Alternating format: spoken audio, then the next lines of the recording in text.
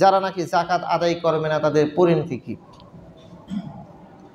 রাসূল সাল্লাল্লাহু আলাইহি ওয়াসাল্লাম বলেন, মান আতাহুল্লাহু মালান, আল্লাহ তাআলা যাকে মাল দিয়েছেন, ফালাম ইউআদ্দি যাকাতাহু, অতঃপর সে সেই মালের যাকাত আদায় করে না, মুসিলা লাহু ইয়াউমাল কিয়ামাতি শুজাআন আকরা, ওই সম্পদগুলোকে কাল কিয়ামতের দিবসে বিষধর টেকু মাথা বিশিষ্ট অজগর সাপে পরিণত করা হবে।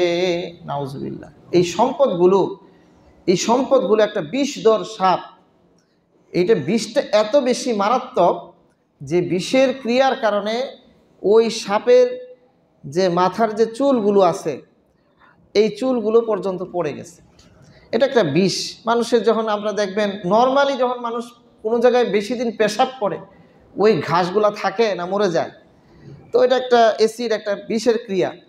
তো ওই বিষধর সাপ এত বিষ থাকবে তার মারাত্মক রকম, এইটা তার যে মানে চুলগুলো আছে মাথার চুল, ওই চুলগুলো পর্যন্ত পড়ে যাবে। সেটা টাক মাথা বিশিষ্ট একটা সাপ, বিষধর সাপ।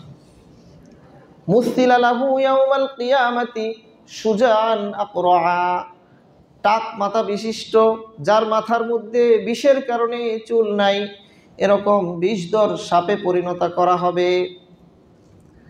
লাহু জাবিবাতান, তার চোখের মধ্যে থাকবে দুইটা বিন্দু। ইউতাওয়াকুহু ইয়াউমাল কিয়ামাতি, এই সাপটাকে ওই ব্যক্তির গলার মধ্যে শরীর নখ থেকে নিয়ে পুরা দেখবেন সাপ যখন পেঁচায় পুরা বডি একদম পেঁচিয়ে ফেলে। আপনারা দেখছেন কি না? সাপের বৈশিষ্ট্য এটা, ওর পুরা শক্তিটা এখানে খাটিয়ে পুরা বডিটাকে সে পেঁচিয়ে ফেলে।